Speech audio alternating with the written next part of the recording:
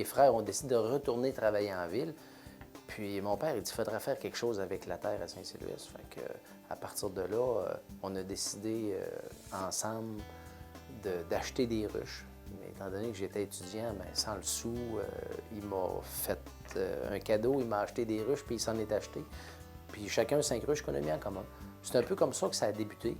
Et on faisait du sirop d'érable aussi sur la terre. Puis on s'est mis à vendre du sirop d'érable, puis on s'est mis à vendre du miel parce que mon père était représentant pour une multinationale. Fait que c'est un peu comme ça que ça a commencé l'entreprise, avec une dizaine de ruches au début des années 80, avec un petit peu de sirop d'érable. On utilise les ruches pour faire de la pollinisation, c'est-à-dire transporter les ruches où il y a de la floraison pour aider les producteurs, exemple de bleuets, à avoir une meilleure récolte.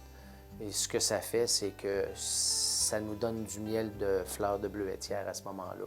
Quand on va dans Canneberge, c'est autre chose. Quand on va dans différentes productions, ça nous amène des miels différents. Et c'est ce qui fait qu'on différencie notre miel par rapport aux autres avec ces variétés de miel-là, puis l'utilisation des ruches pour faire de la pollinisation.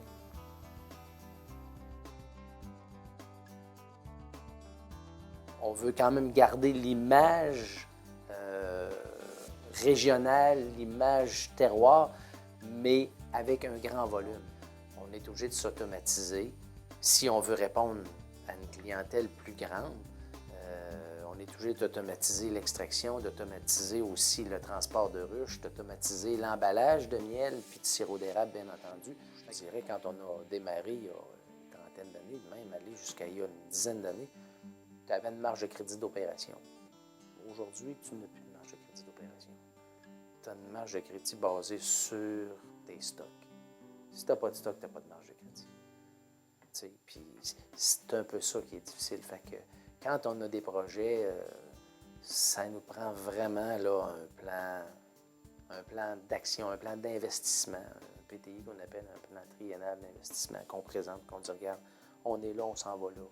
Et on aura besoin de tel financement, mais on va générer tel revenu, puis tel profit. Là, à ce moment-là, ils sont moins nerveux, mais il ne faut pas que tu arrives avec des gros écarts, ni en moins ni en plus. Il y a des choses qu'on aurait faites autrement si on avait à recommencer, c'est bien entendu. Puis je dis à mes fils, aujourd'hui, vous avez la chance qu'on n'a pas eue. Parce que quand on a commencé tout petit, puis il n'y avait pas, même quand on a bâti l'usine, il n'y avait pas personne pour nous entourer, pour nous aider, pour venir nous faire grandir, nous faire profiter des conseils. Aujourd'hui, là, il y a plein de conseillers partout, que ce soit des investissements, que ce soit au niveau agricole, que ce soit au niveau financier. Il y a au niveau gestion, il y a des gens qui sont capables de nous entourer puis de nous amener à grandir là-dedans. Parce que c'est pas vrai qu'on est les meilleurs partout. On est bon, mais on a besoin de meilleurs que nous autres pour continuer à grandir.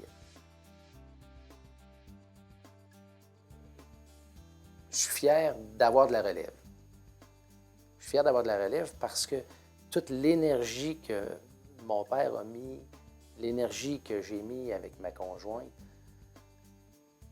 on ne voudrait pas que ça s'en aille à zéro. Puis là, à date, on a 2 fils, puis les 2 prennent la relève. Un plus sur le côté de production, puis l'autre plus sur le côté de la mise en marché. Avoir une visibilité partout dans la province, on est bien fiers de ça. Puis avoir une relève, on est encore plus fiers. On pourrait dire, on va vendre l'entreprise, on va avoir de l'argent, mais pour nous, on est encore plus fiers que les enfants, les jeunes partagent les valeurs qu'on leur a inculquées, puis les valeurs qu'on a, les valeurs d'entreprise qu'on a. C'est sûr qu'ils amèneront comme ils voudront, c'est bien entendu, dans quelques années, mais je pense qu'à date, là, ça s'annonce pour quand même une bonne continuité.